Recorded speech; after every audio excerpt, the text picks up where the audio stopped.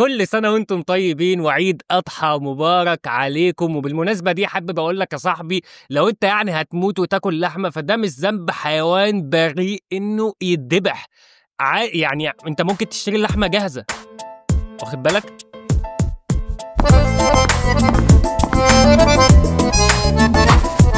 السلام عليكم، أنا ناصر هجرس ودي الحلقة اللي هحلق حواليها. لو 90% منكم في حاجة واحدة بس مشتركة بينهم هتبقى هي سؤالهم المعتاد ليا في الكومنتات وفي الرسائل وفي التليفونات. سؤال واحد بس: إزاي أعرف إن أنا عندي موهبة التمثيل؟ وإزاي أعرف إن أنا أطور موهبتي في التمثيل إذا كانت عندي؟ وإزاي لو أنا مش موهوب في التمثيل إزاي أقدر أطور من نفسي وأمارس التمثيل؟ وانا في الفيديو ده جاي اعرفك اذا كنت موهوب في التمثيل ولا لا، وازاي تطور موهبتك في التمثيل لو عندك، وازاي تمارس التمثيل لو مش عندك الموهبة، تتمرن فين، تروح تدرس فين، ازاي توصل للافلام والمسلسلات. اي نعم انا لحد دلوقتي ما طلعتش في افلام او مسلسلات باستثناء الافلام القصيرة، انا ما عنديش كاميرا ثانية باستثناء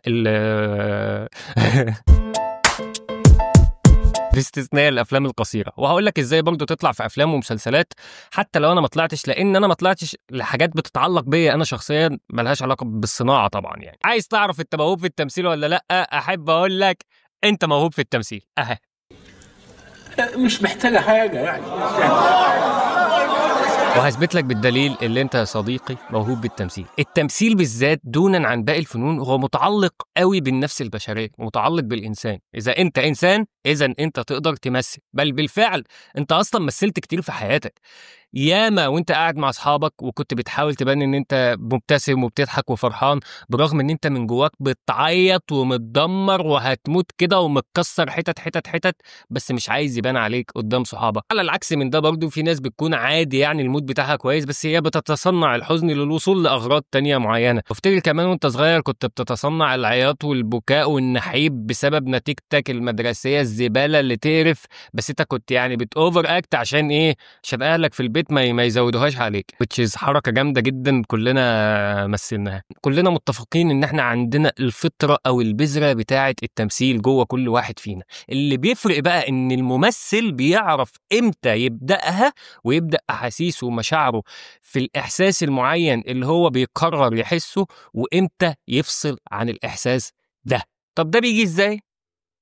بالتمرين. الله اكبر عليك، ايه الحلاوه دي؟ ايوه، اتمرن ازاي؟ اتعلم ازاي؟ اروح فين؟ افضل واحسن مكان تقدر تتعلم وتمارس فيه التمثيل بجودة احترافية هي المسرح. ليه المسرح؟ اولا لانه سهل الدخول، ثانيا لانه ما بيتطلبش منك اختبارات تقيلة عليك في البداية عشان تتقبل في انك تدخل فرقة مسرحية، which is كتير قوي الفرقة المسرحية هنا في مصر. لو مش هنا في مصر، اصدقائنا اللي في البلاد الاخرى يعني يا ريت يقولوا لنا ازاي الطريقة عندهم.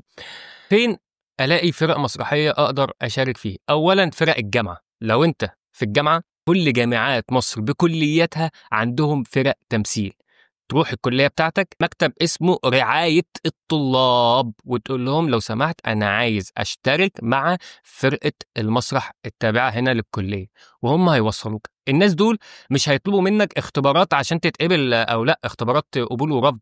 عادي انت بتقول لهم انا عايز اشارك معاكم واتمرن معاكم. وفي الغالب بيكونوا عاملين ورش تدريبيه للناس المبتدئين، وبيدرسك ناس فاهمه يعني تمثيل وشاطرين وكده.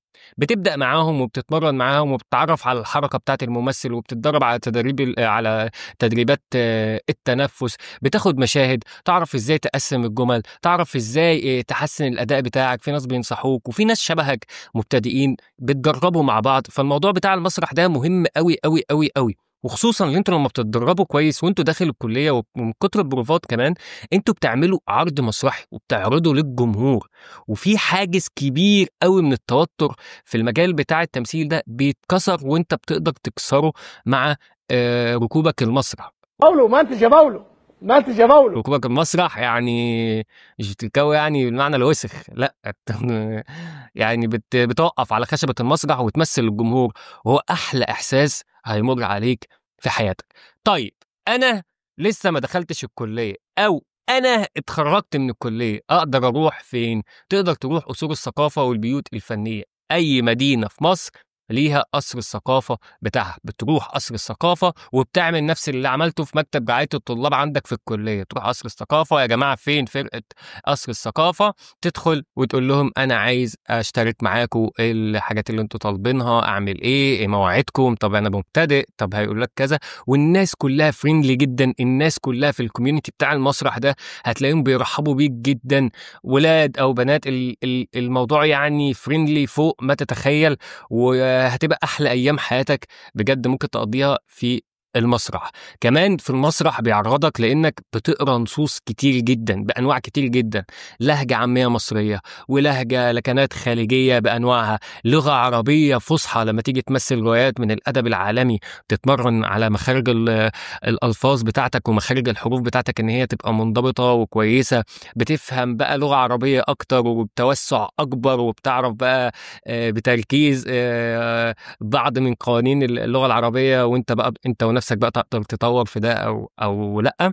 غير طبعا الجرأة، غير ان كل ممثلين المسرح اللي انت تعرفهم او من المشاهير هم دايما بيبقوا اجود واكفأ من الممثلين غيرهم. ليه؟ لانه ممثل المسرح ببساطه عمل كل الحاجات اللي انا لسه شرحها لك، قرا نصوص كتير جدا، اتعرض لثقافات مختلفه، كل نص انت بتاخده وكل شخصيه انت بتلعبها لازم بتكون عارف عن العالم بتاعها، فكل شخصيه من زمن مختلف ومن عالم مختلف، وانت بتتعرف على العوامل دي بديهي جدا لانك المفروض بتلعب الكاركتر ده، فطبيعي تكون عارف عن الكاركتر ده كل حاجه، كاركتر مع كاركتر وزمن مع زمن. انت بتتعرض لعلوم كتير جدا وثقافات كتير جدا وفنون كتير جدا، كل ده من تمثيلك في المسرح. طيب هل في أكاديميات رسمية أقدر أدرس فيها التمثيل داخل مصر؟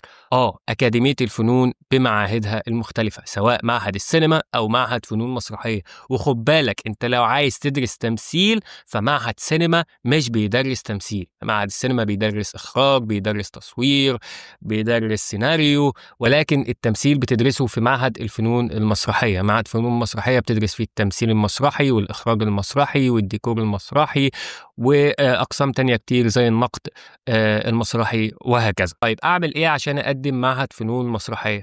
أولا الدخول ممكن بعد ثانوية عامة أو بعد ما تجتاز الكلية بتاعتك وتبقى خريج. معهد فنون مسرحية تقدر تقدم فيه على طول بعد ثانوية عامة، والمجموع بتاعه ما بياخدش يعني مجموع كبير قوي، تقريبا حاجة و50%، أو إنك تستنى لما تخلص البكالوريوس بتاعك أو الليسانس بتاعك أو شهادتك الكبيرة يعني وتبقى خريج، وبعد كده بتقدم بعد ما تخلص كليتك ترجع تقدم في معهد الفنون المسرحية. أو لو أنت وافد من بلاد تانية فأنت تقدر برضو عادي جدا تقدم في معهد الفنون المسرحية. اختبارات معهد الفنون المسرحية بتبقى مشهدين، لازم تجتاز المشهدين دول عشان تجتاز اختبارات القبول وتدرس جوه معهد فنون مسرحية 4 سنوات، فهو بكالوريوس، مشهد باللهجة العامية ومشهد باللغة العربية الفصحى.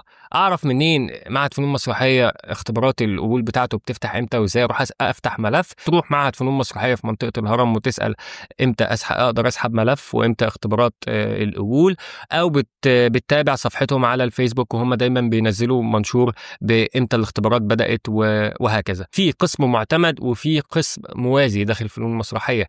قسم موازي ده هو قسم بمصاريف، سواء انت عديت السن المسموح بيه، لان في سن معين لو انت خلصت ثانويه عامه وعديت السن ده وما قدمتش فبتضطر تدخل معهد موازي.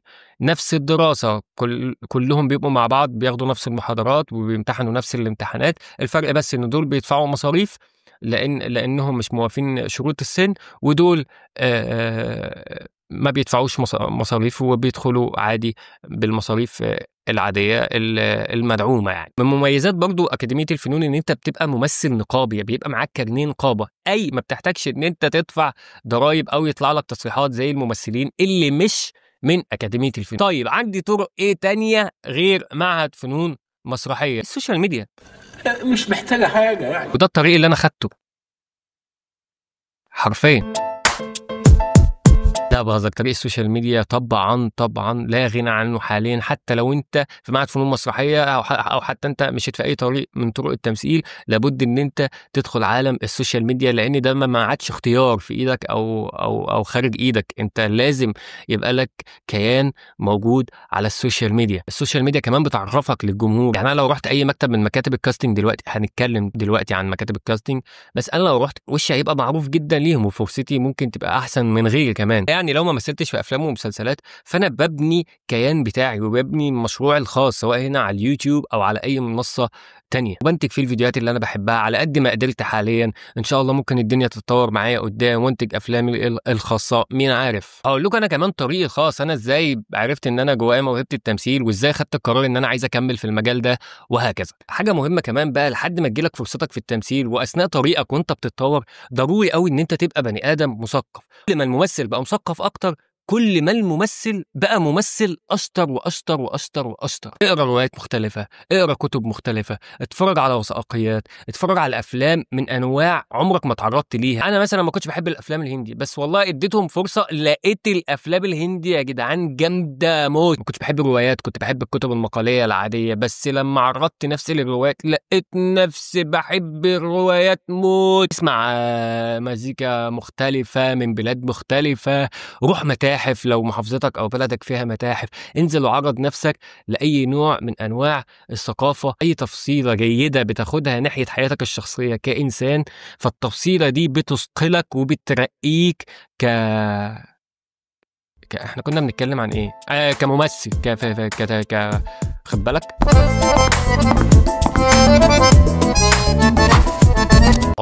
انا بقى بدات طريقي في التمثيل ازاي، وعرفت ازاي ان ده المجال اللي انا عايز ادخله. ده بقى لو انتم مهتمين ممكن اعمله لكم في حلقه تانية وتنزل عادي قريب جدا، واشرح لكم فيه انا ازاي بدات، وازاي اصلا عرفت ان ده الطريق اللي انا عايز اكمل فيه، وايه اللي عديت بيه ووصلت لحد فين دلوقتي، وايه العقبات اللي واجهتني. ممكن حد فيكم يستلهم حاجه، ممكن حد يطلع بفكره من قصتي انا الشخصيه، ممكن عقبات واجهتني انا انت تقدر تتغلب عليها. انا ما قدرتش لما اجي احكي لك قصتي في الموضوع بتاع واخد بالك. قولوا لي لو كنتوا عايزين نعمل حلقه تانية عن الموضوع ده في التعليقات تحت ولا لا، وقولوا لي رايكم في الحلقه. عجبتك الحلقه ممكن تعمل سبسكرايب، خد بالك عشان بتنسى. ممكن تعمل لايك برضه، فكره جيده. ممكن ترن على الجرس ايه، ممكن